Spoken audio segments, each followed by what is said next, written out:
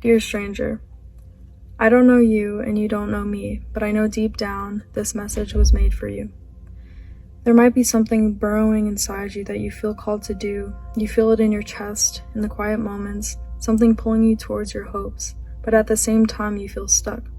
You feel like you're in a constant cycle, tempted to keep doing the things you know you're not supposed to do. Deep down, you know what's right, but you keep finding ways to justify and tell yourself, I just need a clear sign and then I'll do it. But the truth is, clarity has already been given to you. You just don't want to let go. Anything that brings you confusion is not from God, but when something brings stillness and peace to your soul, when it settles your mind rather than stirs it, that is from Him. The painful and beautiful truth about the human experience is that your struggles aren't new. The enemy doesn't have to use new formulated tricks because he's been using the same tactics for centuries. Why? Simply because they still work. All he has to do is plant a small seed in your mind that whispers, I'm not good enough, that you need everything but God to be whole.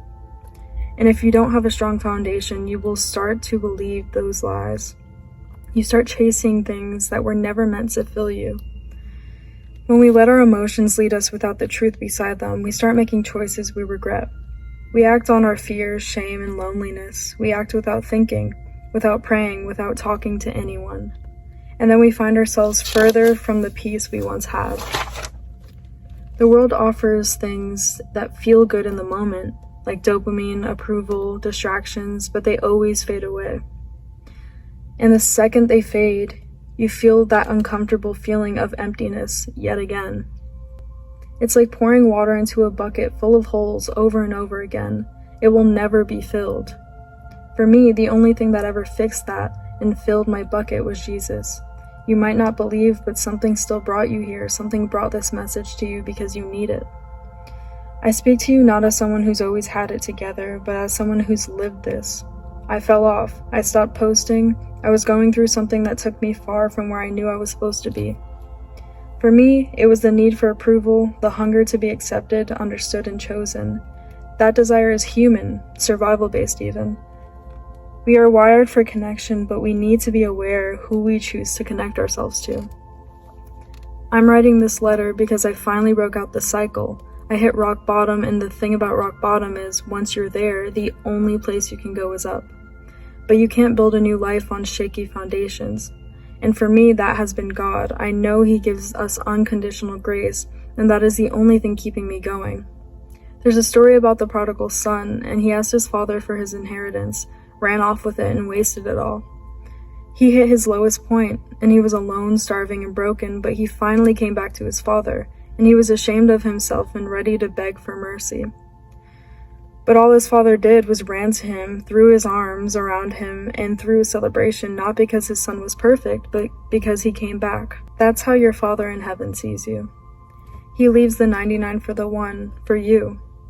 His love is unconditional, His forgiveness does not expire, and it is never too late. He misses you. He's never been angry at you. He's been rooting for you this whole time. God will never condemn you because that is the devil's tactic. God convicts us, and that's exactly what this video is. It's a conviction to get yourself focused on what you know you need to do. There's a quote that says, cold now or cold later. You'll never be ready to do something you're scared of, so just do it scared. Confidence builds after we take action, not before. The cold water doesn't get warmer the longer you wait to jump in it. Listen, I know it's hard right now. I know you feel trapped. I know you feel weak. I know you've been praying for clarity and strength, but you also have to pray for God to work in your life. And you have to surrender to Him and pray to be trained for what you've been praying for in the first place. Don't be afraid to ask for miracles, because the moment I did, 2 days later it happened. 2 days before I broke out the cycle, I decided to grab my Bible and span through the pages and landed my finger on a random passage. Before that, I prayed to God and asked Him to give me a clear sign and give me exactly what I needed to see in that moment. And the second I read the passage, it was the most clear, straight-up sign I could ever ask for. There was no doubts in my mind anymore, and I knew what I had to do.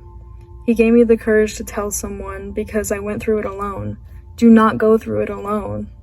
Even though you might feel ashamed, tell someone you trust not to condemn you, but to help you get stronger. And I finally did the thing I had been avoiding for months. People pleasing is real.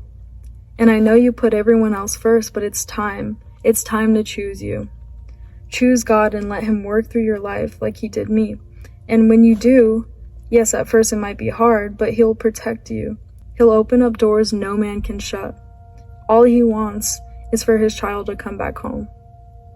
Let me leave you with this. Nothing is too big for God.